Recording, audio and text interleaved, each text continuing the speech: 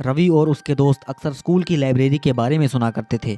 लोग कहते थे कि उस लाइब्रेरी में एक भूत रहता है जो रात के समय बाहर आता है। कई साल पहले एक शिक्षक रात को लाइब्रेरी में काम करते हुए अचानक गायब हो जाता है और तब से वहां अजीब घटनाएं घट रही थी। लोग कहते थे कि उस शिक्षक की आत्मा वहीं भटक रही है। एक दिन रवि और उसके 3 दोस्त अमन, सिमी और काव्या ने तय किया कि वे खुद ही इस भूत की सच्चाई जानेंगे। स्कूल की छुट्टी के बाद चारों ने रात में लाइब्रेरी जाने का प्लान बनाया। स्कूल की पूरी बिल्डिंग सुनसान थी। लाइब्रेरी के पास आते ही चारों का दिल जोर जोर से धड़कने लगा। चारों ने मिलकर लाइब्रेरी का दरवाजा खोला। अंदर बहुत अंधेरा था और दीवारों पर पुरानी किताबों की धूल चढ़ी हुई थी।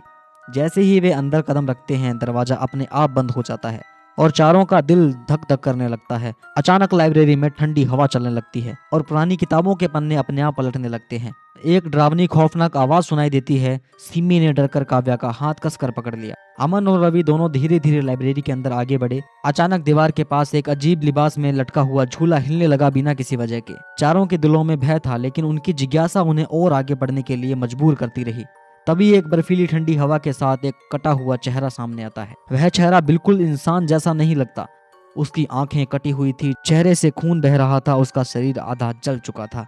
वह भूत अपने आप को हिलते हुए एक कोने से बाहर लाता है और एक सटीक आवाज में बोला, तुम सब यहाँ क्यों आए हो? उसकी आवाज में ऐसी गूंज थी कि चारों कांप उठे। सिमी और काव्या जमीन पर गिर पड़े। डर से उनका शरीर कांप रहा था। वह भूत धीरे धीरे करीब आता है और अचानक पूरा कमरा ठंडा हो जाता है। उसके हाथों में एक किताब थी। वो उसी किताब को दिखाते हुए बोला, यह किताब मेरी है।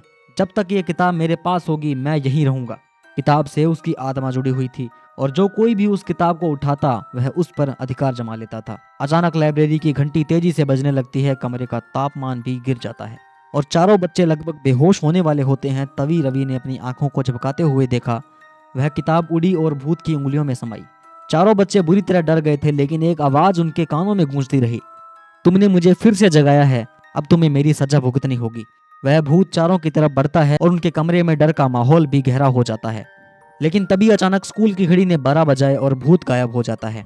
कमरे की ठंडक और डर सब गायब हो जाते हैं और चारों बच्चे लाइब्रेरी से बाहर निकलने में कामयाब हो जाते हैं। वे कभी उस रात को भूल नहीं पाते और इस बात को सबसे छिपा कर रखते हैं। रवि, अमन और सिमी अब पूरी तरह से समझ चुके थे कि लाइब्रेरी का भूत एक खतरनाक किताब से जुड़ा हुआ है। इस किताब के बिना वह भूत इस दुनिया में नहीं रह सकता। लेकिन जैसे ही वह किताब उसके पास थी, वह पूरी तरह से शक्तिशाली हो जाता है। तीनों ने मिलकर ठान लिया कि वे इस भूत का अंत करेंगे और उसे उसकी किताब से हमेशा के लिए अलग कर देंगे। जब तीनों दोस्तों ने भूत के बारे में और जानने की कोशिश की तो उन्हें पता चला कि किताब एक जादुई ग्रंथ थी जिसे वह शिक्षक अपने साथ लाइब्रेरी में लेकर आता था। किताब में ऐसे मंत्र थे जो भूतों की आत्माओं को पकड़ने और उन्हें शक्तिशाली बनाने में सक्षम थे। उस शिक्षक ने किताब का उपयोग करके अपनी आत्मा को भूत के रूप में जिंदा रखा था। अब जब तक वह किताब भूत के पास थी, वह इस दुनिया में रह सकता था। लेकिन किताब केवल एक साधन थी जिससे भूत को शक्ति मिलती थी। यह किताब भूत को शक्तिशाली बनाने के साथ साथ उस स्थान पर रखने की भी मदद करती थी जहां वह अब भी हर रात बच्चों को डराता था। किताब में छुपे जादुई शब्द और मंत्र भूत की ऊर्जा को नियंत्रित करते थे।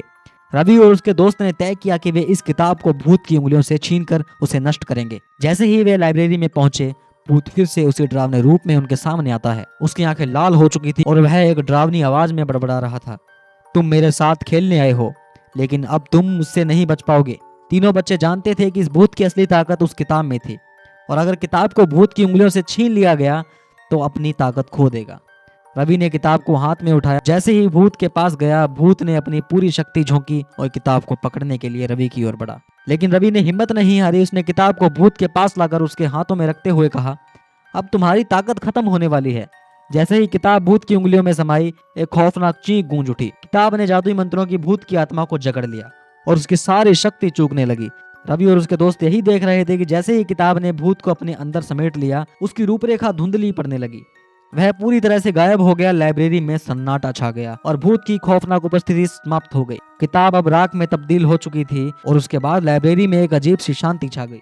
अब लाइब्रेरी को फिर से एक सामान्य जगह में बदलने में कोई रुकावट नहीं थी। भूत और उसकी किताब का रहस्य हमेशा के लिए खत्म हो चुका था। तीनों दोस्तों ने समझ लिया था कि कभी कभी किसी खतरनाक चीज की ताकत उसके पास मौजूद किसी विशेष वस्तु में छुपी होती है और जब तक उस वस्तु का नाश नहीं किया जाता और तब तक वह चीज हमें परेशान करती रहती है। तो दोस्तों, उम्मीद करता हूँ ये कहानी आपको बेहद पसंद आई होगी। अगर आपको ये कहानी पसंद आई है तो वीडियो को लाइक कीजिए। अगर ऐसी ही कहानियों में आप दिलचस्पी रखते हैं तो मेरे चैनल को सब्सक्राइब कर सकते हैं और बेल आइकन को ऑन कर सकते हैं ताकि जब भी मैं नेक्स्ट वीडियो अपलोड करूं तो सबसे पहले नोटिफिकेशन आपके पास आए। और ये वीडियो आपको कैसी लगी मुझे कमेंट बॉक्स में अपना फीडबैक जरूर देके जाना। मिलते हैं अगली वीडियो में। धन्यवाद।